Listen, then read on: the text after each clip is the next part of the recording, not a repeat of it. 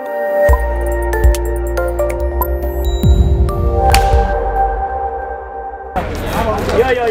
So yo. Bang narka sama.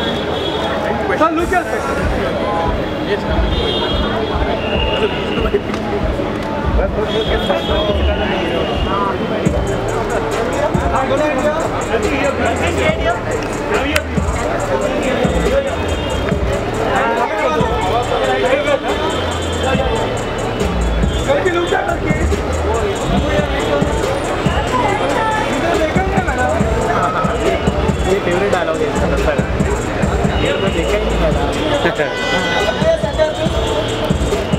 कल्कि इधर camera के लिए सब हो गया सब कैमरे के लिए हो गया नहीं हुआ अभी हो गया अभी अगरता होगा अभी एक बार वापस हो करने के लिए तो देखा ही नहीं मैंने कल्कि मैम थोड़ा टाइम हो जाएगा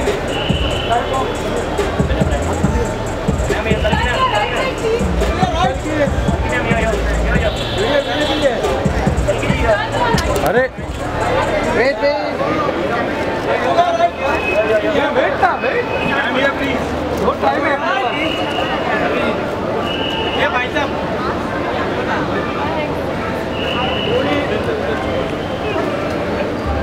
वो भैया 2 मिनट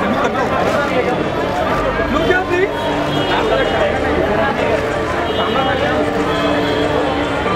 बड़ा लग रहा है पापा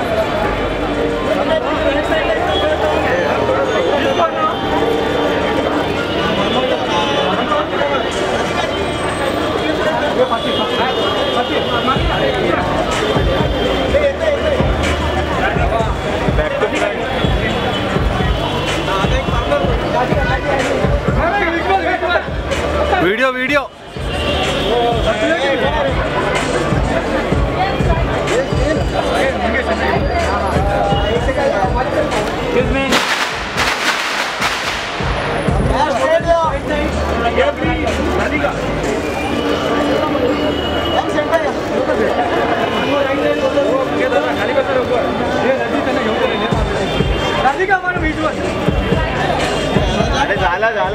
नहीं होने देना मैं इधर सेंटर में भाई लेके Radhika ma'am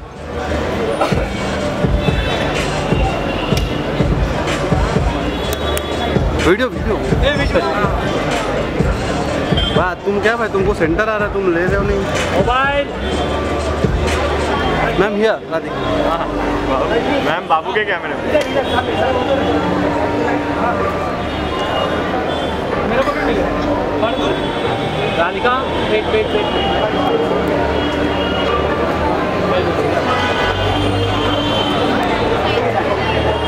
thank you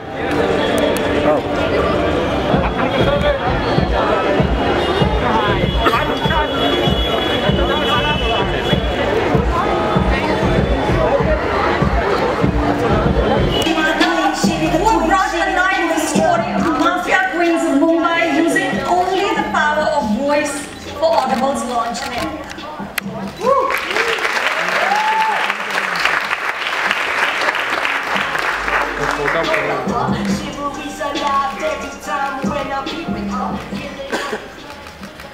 That was a pretty fabulous experience, and this is entertainment redefined, and we only have Audible, the world's leading seller and producer in spoken word entertainment, to thank. What you've just heard is an excerpt from Mafia Queens of Mumbai, which is now available on Audible. Audible was created in 1995 by a visionary who understood way back then the power of the spoken word and the power of the digital medium. Please join.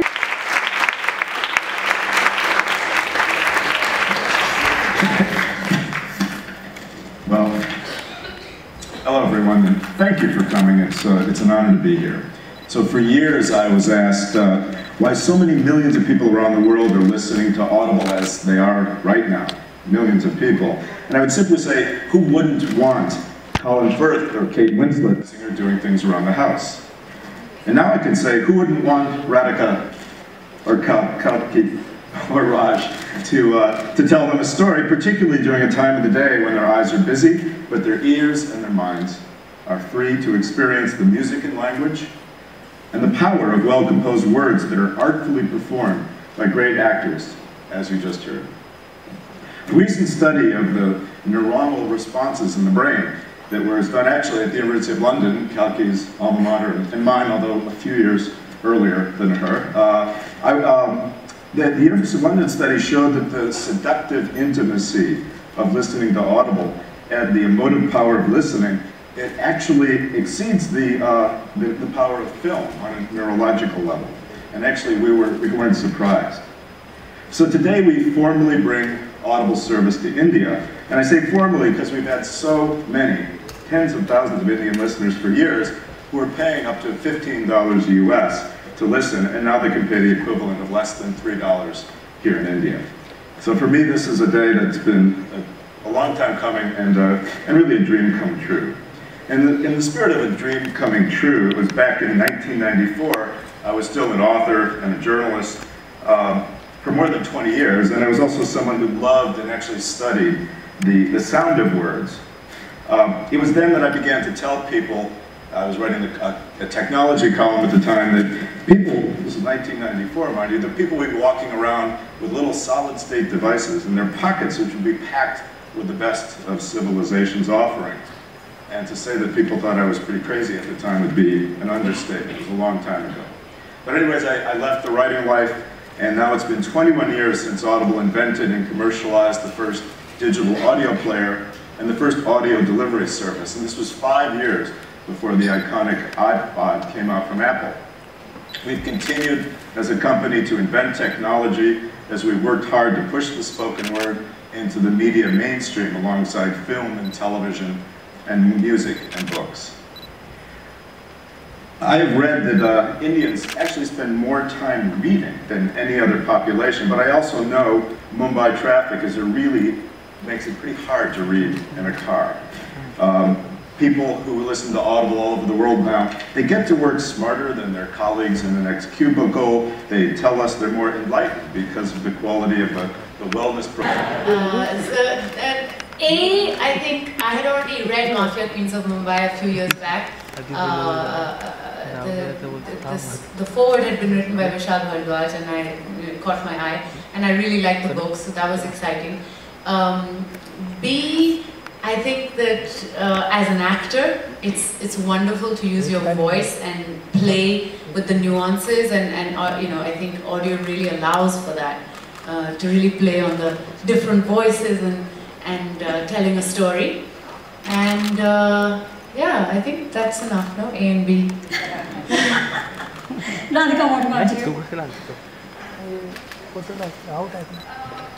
I agree with Kalki, but I also feel that as a child, I was brought up with a lot of storytelling. I think storytelling is a part of our culture, a very big part of our culture. And I remember listening to those cassettes of Pula Deshpande reading his own books, and there's this another tape I remember called Chan Chan Goshti. In Marathi it means good tales. And so he was always there, and I think I lost that for a long time, and then I got to know about Audible, and I I heard a book on Audible very recently when actually they got in touch, so I thought it was just the perfect thing to do, and I hadn't explored expressing through voice only, because you know, on a video or stage, whatever, you have so many other things to enhance or support what you're trying to communicate, but here you just have your voice, and so how you want to pitch it, and what is the tonal quality, or how you want to direct the imagination of the listener. And also it's personal, because everyone's going to listen to it individually, so it's like a personal relationship, I think, when it feels like that. And also in the studio, when you're silently doing that, it feels like a very personal thing. So I thought I'll enjoy it, and I did. We know that the three of you are amazing actors, right? But here when you have only your voice, what techniques do you use to bring alive a book like this? You know, what did you do, Raj? Was it intimidating at all? I thought it would be pretty smooth, but it wasn't actually. You went in thinking, I thought I just had to go and narrate a story and read out a story. But I think it was a bit challenging as well, because you have to, of course, narrate a story and also keep it engaging and entertaining for the listeners, and also to moderate voice. Like in one of my stories, which is Sapna Didi, I'm playing Sapna Didi as well. Like otherwise, I would have never played Sapna Didi for films. I think that's the fun of Audible, being part of Audible, that you could play as actors. You got to play so many characters in just one story. And also just the idea, I was really excited that I had to do a solo performance where I could only use my voice and modulate everything through my voice. Also, like, I just thought it would be great to explore this idea, but I think all of us, we had a lot of fun, recording all these amazing stories. How do you know when it's not going well? How do we know? Yeah, when it's just voice, how can you tell? No, we had amazing people who were guiding us, and also you could hear it. You could listen to your takes and then figure out if it's working or not. If it has that kind of impact or not that you wanted to create. And also when you get like the pronunciation wrong like 8 times, like Mahalakshmi Pappamani, it takes you a while. Now I can say it really well, Mahalakshmi Pappamani. But in the beginning I was saying Papa Mani and all sorts of things. So, yeah. Don, Audible has of course collaborated with some of the greatest actors in the world. What is your impression of what our actors have done? It's been fantastic to talk to them today. I have the secondary position, but these stories are about women. And Kalki especially, I think she was a victim of, you name it. I mean, betrayed, made into a prostitute, she had to do, blah, blah, blah. And she just did not victimize herself, and she stood shoulder to shoulder with all the dons and made her voice heard to literally the people governing the country. And it's such an inspiring story, and a very compassionate woman. So it was fascinating reading her story, I think. I like some of the shorter humorous stories. There's this character, this person, Chota Shakil, who was in Dubai, and he had a lover girlfriend called Rubina in Bombay. So they would have these email interactions where, they're talking about business and have you gone and picked up this thing from that person, and in between it was like, Meri Jaan, da da da da da da. And so there's this like weird interaction that these women, he was having several affairs actually. And each of his affairs he was saying Meri Jaan to, and it's quite funny, those stories are quite funny. Radhika, how has the Audible experience been for you? Like, what do you think of the diversity that the app offers? I think it's just launching here, but I mean, I think otherwise you take any genre, you take any kind of information you want to listen, know, or you want to have any subject, and also the people who are reading it are incredible performers or writers reading their own material as well. So it's completely very, very diverse, and now that I've had a taste of it, and I'm sure there's a long way to go, and a lot of practice needed, but I think now I'll listen to it with a different perspective. I'll see what works for me, what doesn't work, and how effective, why is it effective. And I know that they're launching a lot of Hindi books as well. I'm really looking forward to that, because I studied in Marathi and then I studied in English. So I've read Marathi books and I've read English books, but Hindi I understand perfectly well, but I don't read it very fast, and now I can actually I have a very convenient way of knowing the literature and certain books that I've been wanting to know. Did you three sort of learn anything during this experience that now you'll take back to your craft as you do other things, movies, plays, everything else? Subtlety. Yeah, apart from a lot of correct pronunciations, I think what you said, subtlety is something that you don't have to be really expressive. If you just feel it, it comes in your voice. I think it was mostly about acting for us also. Probably a little technical, that you have to keep it, you have to pronounce it right in the right way, and you have to have that throw. But apart from that, it was just like acting, just how you do it for feature films. You just have to feel it and then do it in a way. So I think subtlety is something which I really think I would take back from this experience. I think I personally feel this, and I know it's not a general statement, but speech has not given its due importance sometimes in films recently, where it also becomes very candid. Everything has to be very subtle. I mean, not that subtle, but you know, like underplayed and candid. And so, how important is breathing while you speak, and how important is where you breathe, and the importance of the weight of the words is not as well studied as it used to be, you know, because these actors used to really deliver their lines, and that's not the case right now. But here it matters so much where you took that breath, and how much did you finish, what did you do, whether you went down or when you went up. And it was very good for me to understand that again and say, oh, I don't pay so much attention when I'm performing. So that was another thing I think I'll take back. Yeah, what I love is that it teaches you to listen. Yeah, you know, there is an art to listening, just the way there's obviously an art to acting. And I usually just beg people, give it an hour or two, because you won't get it from the samples. It's not like a cursory format, like a music service, which is, most of them are giant sampling services. If you immerse and let yourself be taken away by either a story or something that's teaching you something new, it's weirdly addictive. We just know that from the numbers. The average customer around the world gives us 2 hours of listening every day that they start listening. And it does get really deep. We'll have debates in the communities about, there's 9 versions of some classic about which interpretation is better. Certain customers will only buy certain actors, because some actors just do this full time. And they usually come from theater or movies, and they just find their voice in this particular way.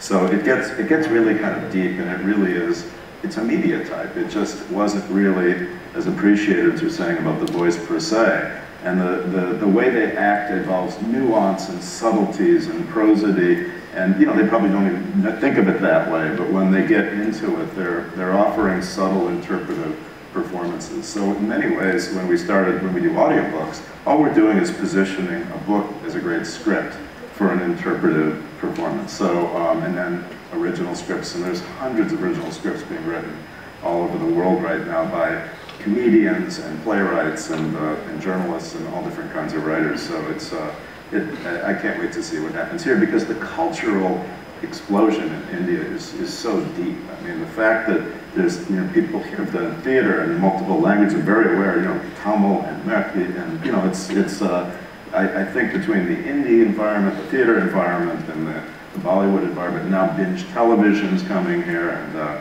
I see, you know, occasionally talking about the end of appointment cinema, all this technology stuff. It makes for cultural mixtures that will create creativity that we've never thought of, and that's what's exciting about the platform of Audible. It's like an inspiration platform. Yeah. Do you guys see a time when we have Audible stars? You know, people, like you said, people buying only one person's book. Yeah, sure. I think why not? I don't see any other reason that it can't happen here. You were just mentioning how, you know, also it's generating so much of employment. Like 20,000 actors working for Audible in US. It's huge. It's amazing. Yeah, it's amazing. I think if it can generate employment, and there's so many amazing actors we have in this country, and not everybody's getting work in feature films or series. But now there's something they can do, and at least, you know, make that living. So Don, tell us about original programming here. Audible originals. How are you going to be, you know, collaborating with Indian talent? Basically exactly the same way. So it's, you know, it's whoever has the best idea. It can be from this amazing production community here. There's people in the audience who run production houses. There's producers and directors. Basically anyone who has a vision of how to bring well-composed words and then having them artfully performed kind of open for whatever it is. In the States, it's amazing how comedians have stepped up to create original programming.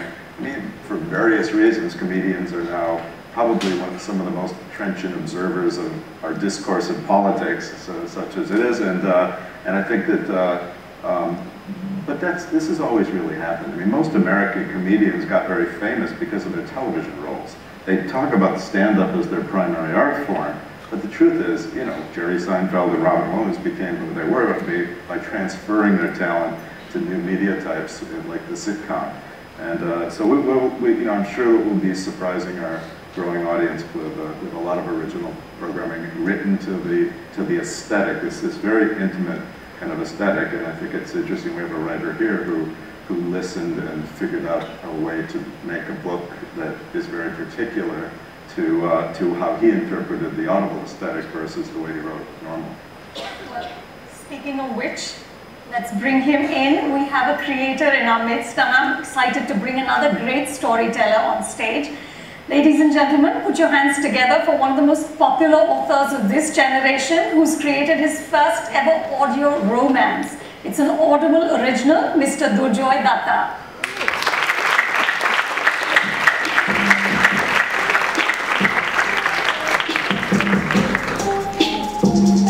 So congratulations on your Audible original, and thank you.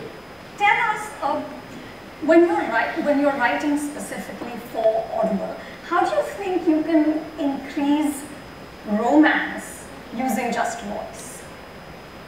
I think when you switch from just writing to, say, an audiobook, it heightens every emotion. It's not just romance, it heightens every emotion. So when I was writing it, of course it's a new medium, it's a new format, so it was a bit challenging, but as I went in a few chapters, it sort of felt like I was having a conversation with the listener. It felt like I was confiding in my listener. It seemed like it was more like a love letter to my listener. So that at that point in time, it became very interesting for me, and that is the time that I got really sucked into writing it.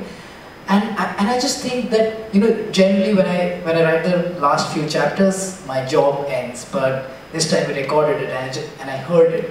And when I heard it, I was like, this has a new dimension to it. You know, it's like my work has come to life. It's a little different from how I wrote, and it's a different in a good way. So I think that really changed it for me. I think that was really interesting.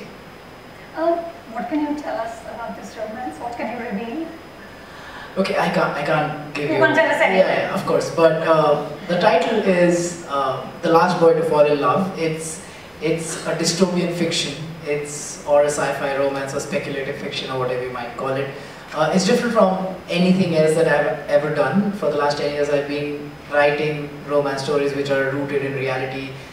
This one has fantastical or fantasy elements to it, and that is where I think it sort of blends in with this format, because when you're trying to sell a story which is not rooted in reality, you need other dimensions to make you believe in that story, to buy into those characters and to buy into their journey. And it's been narrated by Sikandar Kher and Radhika Apte, and they have done a brilliant job. It was much better than the way I wrote it. So I really like the way they have narrated it, and I myself, because whenever I'm writing something like this, and I've attempted this a lot of times before, whenever I'm writing like this, I don't believe the story myself. But when I heard it back, I was like, yes, now I... You believed it when they read it. Yeah, now I believe in the story. This world really exists. So. But tell me, what would you do differently because it's an Audible original? So the first thing, when I started writing the stories, I read a lot of Audible books, and I realized that the books that worked for me personally were the ones that were written in first person, because that is when it's a direct one-to-one conversation. Because when you go into a third-person story, it sort of becomes one-to-many. So that is the first thing that I did, that I wanted it to be an intimate conversation, because you are in someone's ear for the next 4-5 hours. So you have to be that much more intimate, you have to be that much more personal, and you have to not self-indulge so much. Your primary goal is to make that person not take out his earphone for the next 4 hours. Is the language different? The only difference that I did, I sort of did not try to overextend scenes because I needed it to be a little snappier than usual. That's the only difference that I did not dump it down just because you're hearing it. Right. I just made it a little more snappier. Well, it sounds very exciting and can't wait to listen to it. Thank you, everybody. Thank you to all of you, Radhika, Rajkummar, Kalki, Joy. From Team Audible, big thanks to all of you for creating what you have. And a personal thanks to you. I have to share with all of you that I had, of course, heard of Audible, but I hadn't experienced it until very recently. And the one thing I really wanted in my life was more books. And it's just, I don't know why, but it just wasn't. As a working mother, it would never happen. And I've been on Audible for about 3 days now, and I'm halfway through a book. So, thank you. Big personal thank you. Ladies and gentlemen, we have some evening festivities planned for you. I request everyone to make their way outside and enjoy the rest of the evening. Make sure you try the nooks and explore the listening pods to get a first-hand experience of Audible. The rest of us have to stay here and do some photos. Media folks, please stay back for the same. Thank you all. Right side. Looking center, all of y'all. Last video.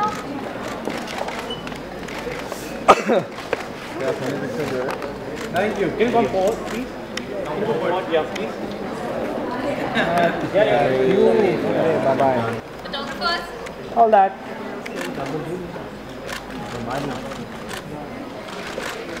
Looking front and center, all of y'all. Thank you. Great. Lovely.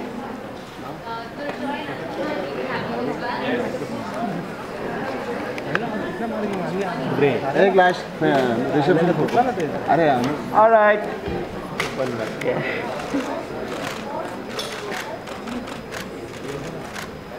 Front and center, all of y'all. Thank you. Lovely. Thank you. Thanks a lot. Thank you. हम लोगों का मानने का